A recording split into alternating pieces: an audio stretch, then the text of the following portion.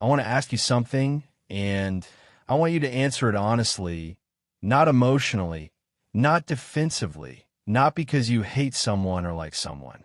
Just honestly.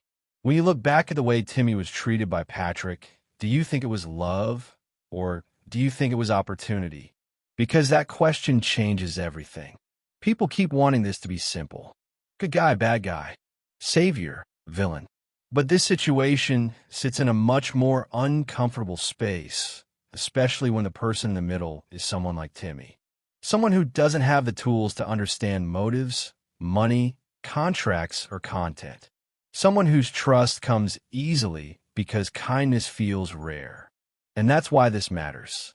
Timmy didn't need someone extraordinary to love him. He needed someone basic. Someone who didn't scare him. Someone who talked to him. Someone who let him feel included. That bar is low, and that's exactly why this situation is so dangerous. Because when the bar is low, it's easy for someone to step over it and look like a hero. Let's talk about what we actually saw. Timmy laughing. Timmy smiling. Timmy following Patrick around. Timmy enjoying the dog, the house, the attention. None of that is fake. Timmy's reactions were real. His attachment was real. His trust was real. But the real question isn't whether Timmy cared about Patrick. The question is whether Patrick ever saw Timmy as a person first or as a product first. That's where everything shifts. Because you can be nice to someone and still exploit them. Those two things are not opposites. They can coexist, and that's the part people struggle to accept. Exploitation doesn't always look cruel. Sometimes it looks friendly. Sometimes it looks playful. Sometimes it looks like joking around, sharing food, letting someone feel special. That's how trust is built. And once trust is built, boundaries blur. Think about how the content started. Casual, lighthearted, almost wholesome. Look at this guy. Isn't he funny? Isn't this sweet? That's how audiences were pulled in. That's how sympathy turned into views, and views turned into money. Now ask yourself this. At what point did Timmy consent to being monetized? Not implied consent. Not he seemed happy. Actual consent. Informed consent. The kind that requires understanding what's happening, why it's happening, and what the consequences are. That consent never existed. And before anyone says, well, that's just how content works, stop. Because content involving vulnerable adults is not the same as content involving influencers who understand the system. Timmy wasn't playing the game. He didn't know there was a game. He didn't know people were paying to watch him. He didn't know people were buying access to him. He didn't know his presence had a dollar amount attached to it. And that's the core issue.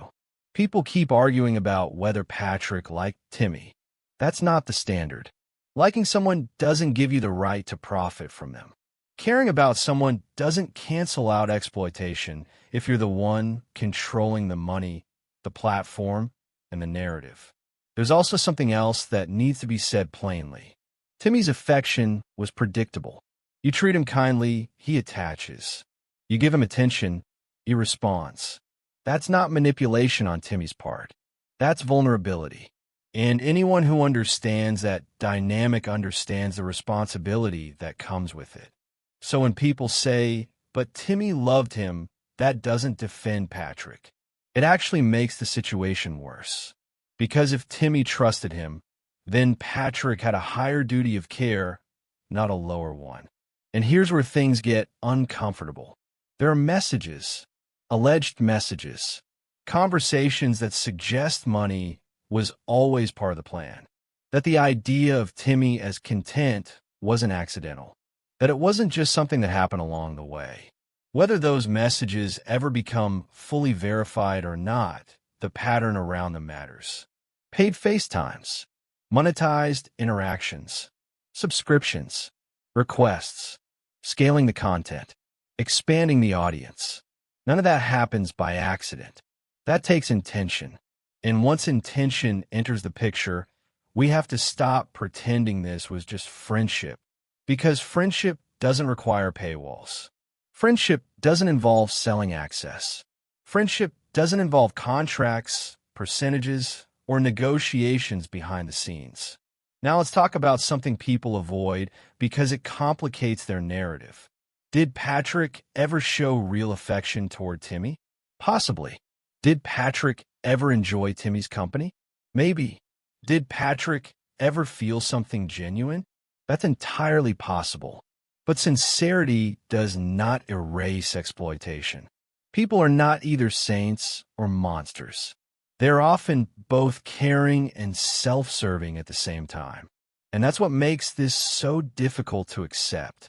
You can like someone and still use them. You can feel affection and still cross ethical lines. And when the person being used doesn't understand what's happening, that crosses into something much darker. This is where the word trusted becomes heavy. Timmy trusted Patrick. Timmy followed him. Timmy felt safe enough to be himself. That trust was not neutral. It had weight. It created responsibility. And that responsibility was not handled properly. Because if it had been, there would have been safeguards, independent oversight, clear financial structures, transparent compensation, someone whose only job was to protect Timmy's interests. None of that existed. Instead, everything flowed through the same hands. Content creation, money, access, narrative. That's not protection. That's control. And control, even when wrapped in kindness, is still control. So when people ask whether Patrick deserves to be locked up, they're asking the wrong question. The real question is whether Timmy was protected. And by every reasonable ethical standard, he wasn't. Because protection would have meant removing money from the equation entirely or putting it somewhere Timmy actually benefited from directly and safely. Protection would have meant no paid access. Protection would have meant no monetization without legal guardianship oversight. Protection would have meant recognizing that Timmy's sweetness made him vulnerable, not marketable. Now let's address the elephant in the room. People want to believe that because Timmy smiled, nothing wrong happened. But exploitation doesn't require visible suffering. It requires imbalance, power, control, lack of understanding. And that imbalance was always there. Timmy didn't choose the camera. Timmy didn't choose the platform. Timmy didn't choose the monetization. Those choices were made around him, not with him. And that's why this story isn't about whether Patrick ever laughed with Timmy or fed him or joked with him. It's about whether someone who understood the system took advantage of someone who didn't. And the answer to that question doesn't depend on emotions. It depends on structure. Who controlled the money? Who controlled the access? Who controlled the story? And who had no control at all? That's where accountability lives. Before we move on to the next part, I want you to answer this in the comments, honestly. Do you think Timmy was ever seen as a person first, or was he always a means to an end? And don't answer based on how you feel about Patrick. Answer based on what Timmy deserved, because that's the only perspective that actually matters. There's something people don't want to sit with because it forces them to slow down and think instead of react. Exploitation doesn't usually begin with bad intentions. It begins with permission that was never meant to be given. When Patrick first entered Timmy's life, it didn't look like a crime. It looked like access. It looked like inclusion. It looked like someone finally taking interest. And that's how lines start to blur, not just for the person being used, but for everyone watching it happen in real time. Because once an audience decides someone is good for them, scrutiny softens. People stop asking questions. They stop demanding structure. They stop noticing that no one is advocating solely for the vulnerable person's interests. They assume that affection equals protection. And that assumption is where damage quietly grows. Let's talk about Timmy's role in all of this because it was never passive, not in the way people think. Timmy was participating. He was talking, laughing, playing, showing up, giving reactions that people responded to emotionally. But participation is not consent when the participant doesn't understand the stakes. Participation is not consent when the participant doesn't know their presence is being monetized. And that's the part that gets overlooked again and again. Timmy didn't know he was performing. He didn't know people were paying. He didn't know his likeness, his behavior, his voice, his time were being converted into income. He was just being Timmy. Now ask yourself this.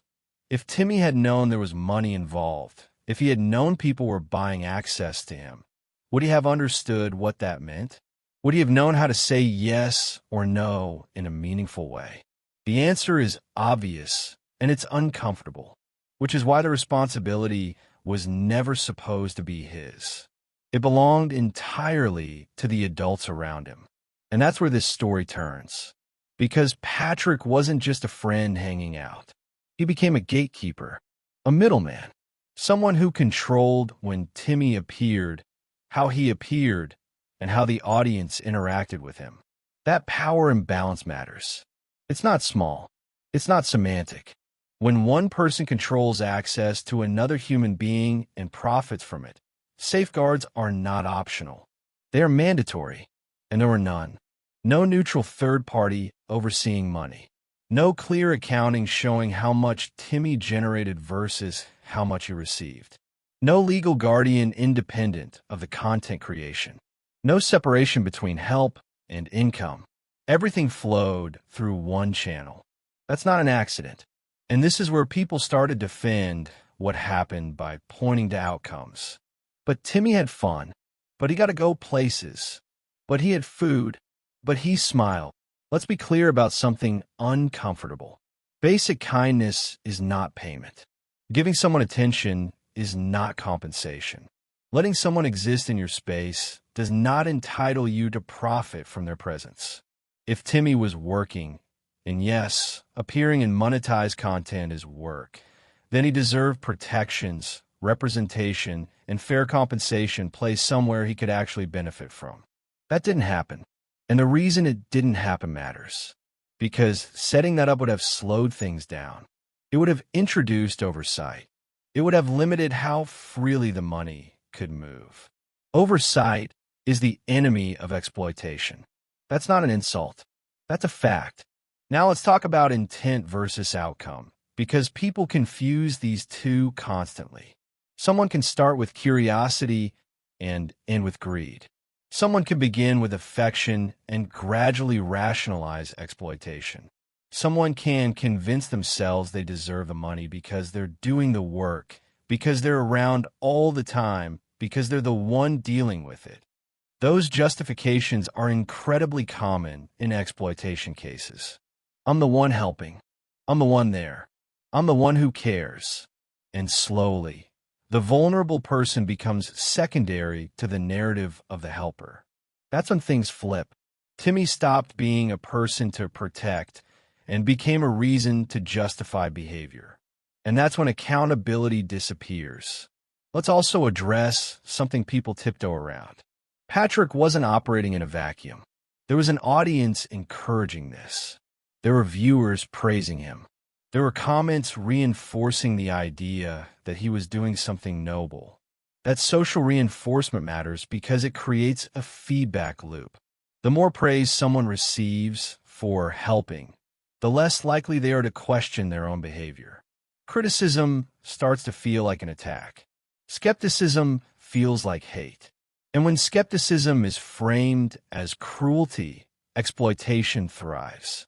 That's how boundaries get erased. Now think about Timmy's dependency. Timmy didn't have the ability to walk away from the situation on his own terms. He didn't control transportation. He didn't control communication. He didn't control finances. He didn't control housing. He didn't control access to the outside world. When someone like that bonds with you, you hold enormous power over their emotional and practical reality. That power demands restraint. It demands humility. It demands that you constantly ask, is this for them or is this for me? And nothing about the monetization model suggests the question was being asked seriously. Instead, we saw escalation. More content. More access. More money. More blending of help and profit. That's not stability. That's momentum. And momentum doesn't care who gets hurt as long as it keeps moving. There's also something else people avoid because it complicates the story even further. Timmy loving Patrick doesn't mean Patrick loved Timmy in a healthy way. Love without boundaries can be harmful. Love that benefits one side financially is not neutral. Love that requires secrecy, contracts, or control is not safe love. And this isn't about demonizing affection. It's about recognizing that affection doesn't excuse harm. If anything, it increases responsibility. Because hurting someone who trusts you is worse than hurting someone who doesn't. That's why the story hits so hard. Because Timmy didn't see danger. He saw a friend. And that friend was in a position to protect him from being used. Instead, Timmy became the reason the system existed at all. Now think about the long-term consequences. Timmy is no longer with the people he grew up with. He's no longer in familiar surroundings. His life has been altered permanently. And no matter how you feel about the condition of the home or the state intervention, you cannot ignore that exploitation helped create the chaos that led to separation. The internet didn't save Timmy. It destabilized him. Because when vulnerable lives become content, systems eventually intervene. And when they do, they don't ask the internet's permission. They remove people. They impose silence. They shut doors. And the people left behind are the ones who pay the emotional price. Timmy didn't get a vote on any of that. So when people ask, was Patrick always in it for the money?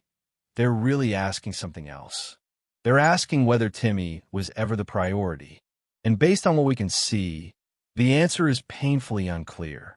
Because if Timmy had been the priority, the structure would have looked completely different. It would have been boring. It would have been slow. It would have been transparent. And boring doesn't go viral. That's the hardest truth.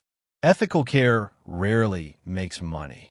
And money-driven care rarely stays ethical. So before we move to the next part, I want you to think about this and answer it honestly in the comments. At what point does help become control?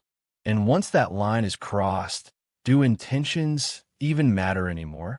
There's another layer to this that people avoid because it forces them to confront something uncomfortable about themselves, not just Patrick, not just Eric, not just the system, but the audience. Because exploitation doesn't survive on one person alone. It survives on permission, silent permission, emotional permission, financial permission. And Timmy's situation is the clearest example of how that permission was granted again and again without anyone stopping to ask who actually had the right to say yes. Let's talk about money without dancing around it. When people donated, subscribed, paid for content, or engaged with monetized posts, most of them believed they were helping Timmy directly.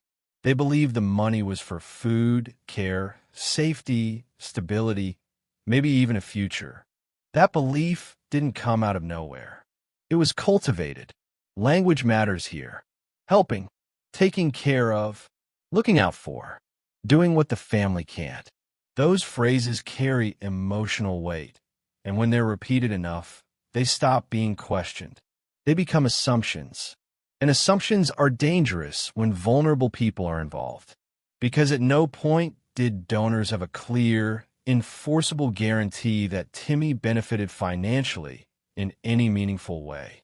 No trust, no guardian-controlled account, no transparent breakdown of income versus expenses, no legal framework separating caregiving from profit. Everything flowed through adults who were also benefiting from the exposure. That's not charity. That's dependency with a price tag. And dependency is exactly what makes exploitation possible. Timmy depended on others for nearly everything. Transportation, housing, communication, understanding the world around him. When someone in that position becomes the center of monetized attention, the burden of protection shifts entirely to the adults managing that attention. That protection failed. Now, let's address something people keep misusing as a defense. But Timmy was happy.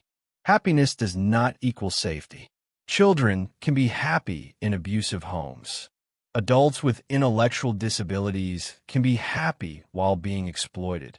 Happiness only tells you how someone feels in a moment, not whether their rights are being protected.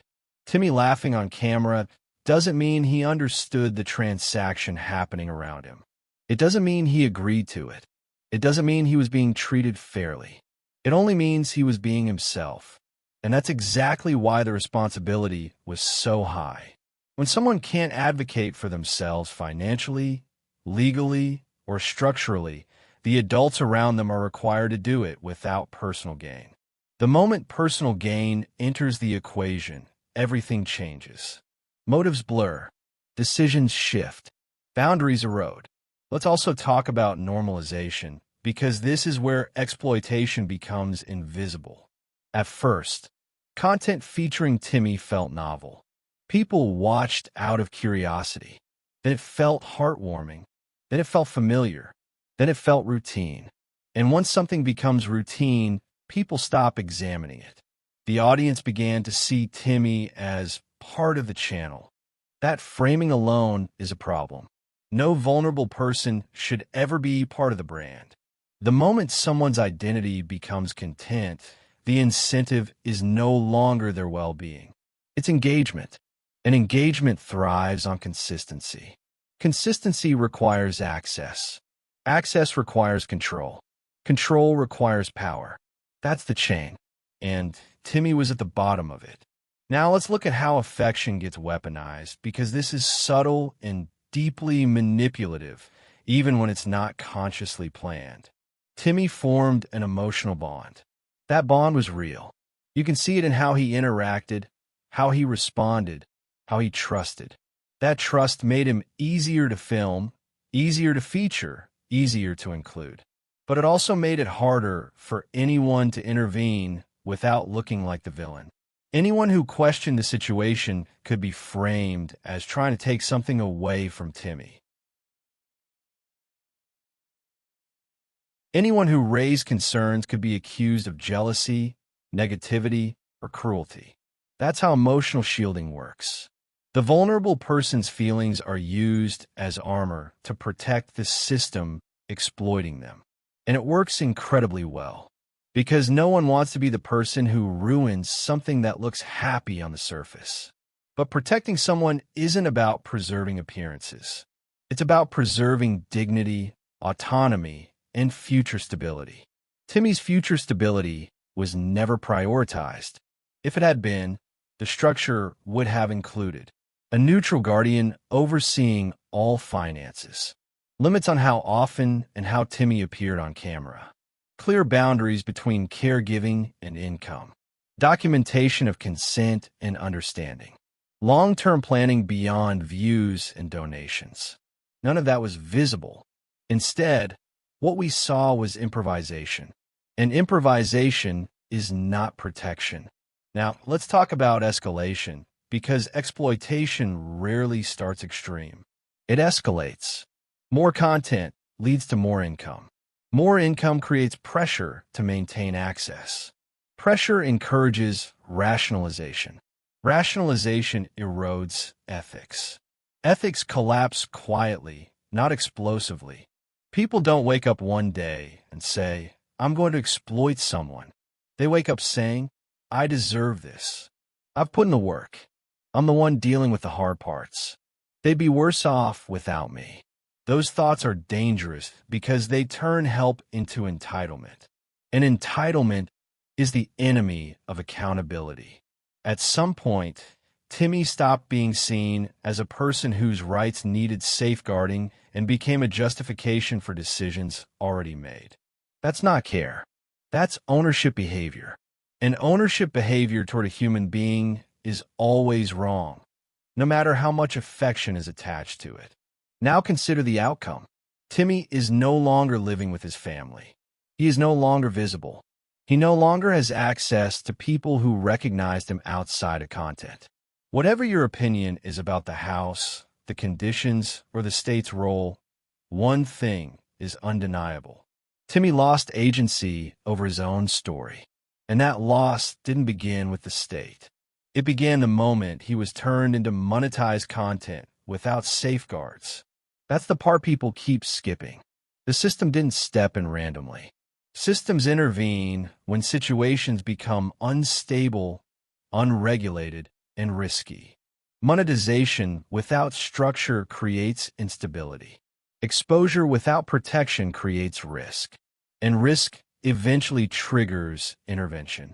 So when people say the state ruined everything, they're ignoring the chain of events that made intervention inevitable. Timmy wasn't protected from exploitation early, so the protection came later, harsher, and with more loss. That's how these stories end. Not with justice, with separation, with silence, with consequences no one wanted, but everyone helped create. And this is where the audience has to look in the mirror. Watching isn't neutral. Donating isn't neutral. Sharing isn't neutral. Every interaction reinforced a system that centered money before safeguards. That doesn't make viewers villains, but it does make them participants. And participation carries responsibility. So here's the question I want you to sit with before part 4.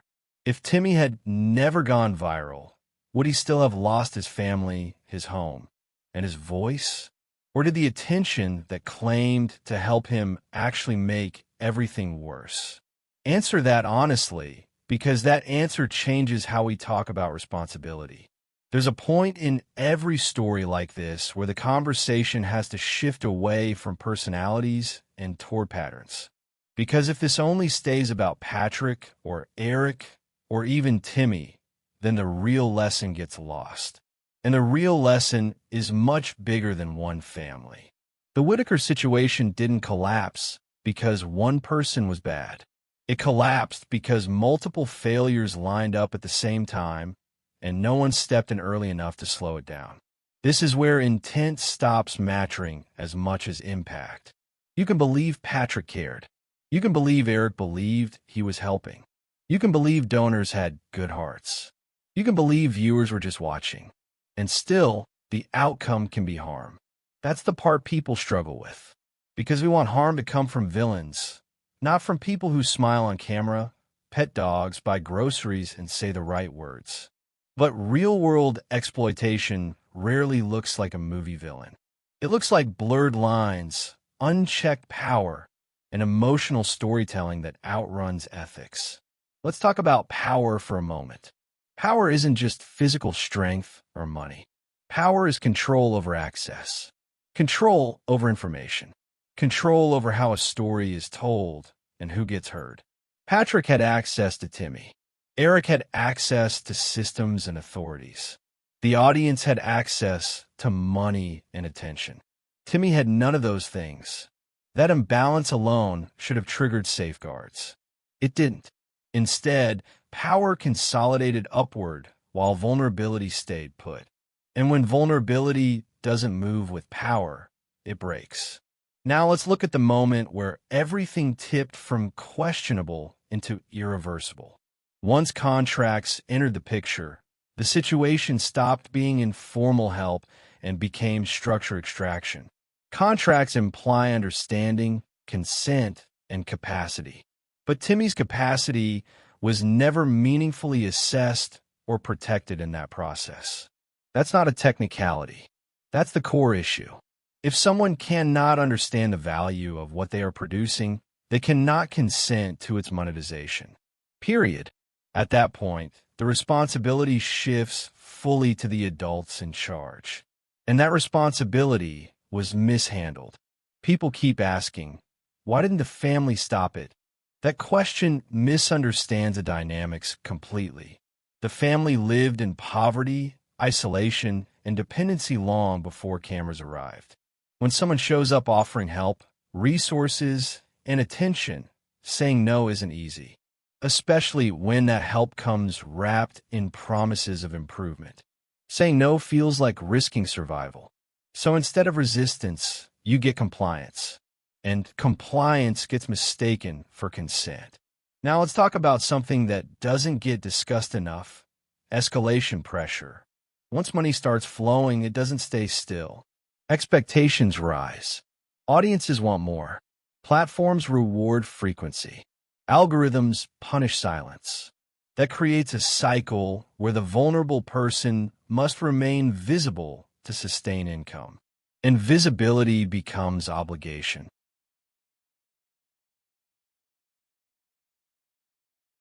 Timmy didn't just appear on camera. He became a reason for content to exist.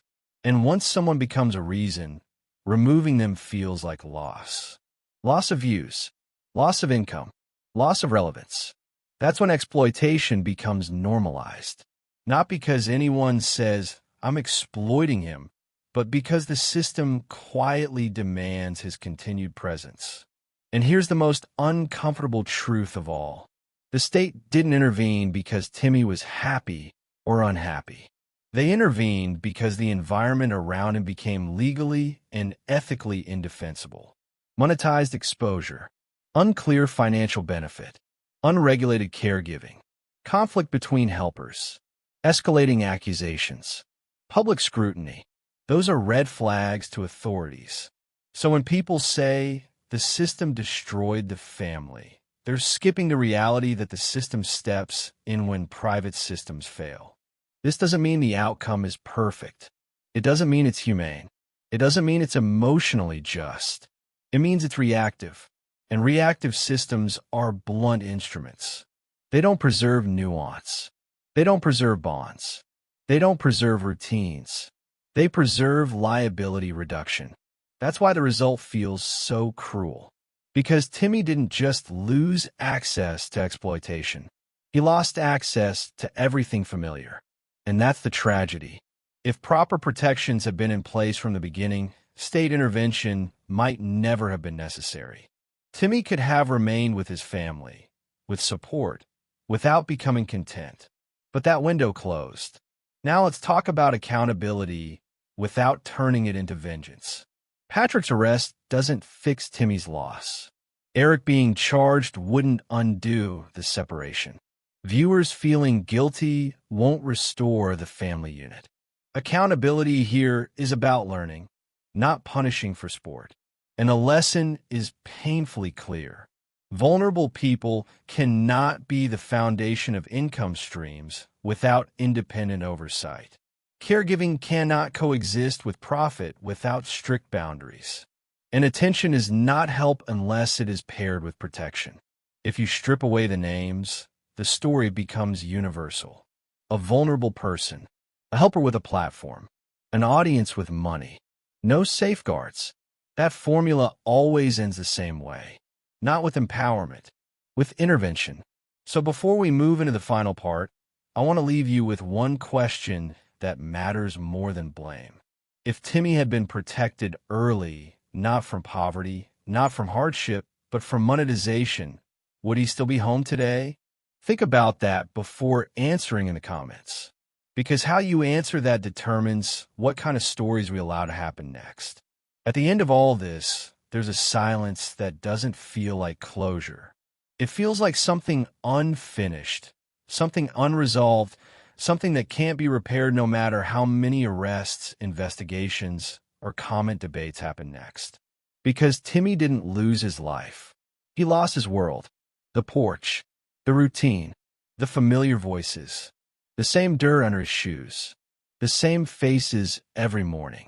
People argue about whether the house was safe, about hygiene, about poverty, about what should have happened. But none of those arguments erase the fact that Timmy's sense of safety was built on familiarity, not perfection. And familiarity was taken from him. That doesn't mean the state acted out of cruelty. It means the situation reached a point where no option was gentle anymore. Every possible outcome carried harm. That's the reality no one wants to sit with. Patrick didn't just exploit Timmy's image. He participated in a system that turned Timmy into a means to an end. Whether that end was money, relevance, or control doesn't change the result. Eric didn't just help wrong. He helped without boundaries, without restraint, and without recognizing that access is power. And the audience, whether we like it or not, played a role too. Clicks reward exposure. Donations reward urgency. Attention rewards escalation. None of that was designed for someone like Timmy. So if this story is going to mean anything, it has to change how we respond next time. The next vulnerable family. The next feel-good helper. The next viral figure who can't consent. Helping doesn't start with a camera. Care doesn't require an audience. And dignity cannot survive monetization. Timmy deserved protection before he needed rescue. He deserved safeguards before strangers needed content. He deserved a life where kindness didn't come with conditions. If you take anything from this story, let it be this. When someone cannot fully understand the value of what they're giving, it's our job to stop taking. Now I want to hear from you. Do you believe Timmy was exploited from the start? Or do you believe things cross a line later? Comment below and tell me why. Thank you for watching this video. Click here to watch another video that might interest you.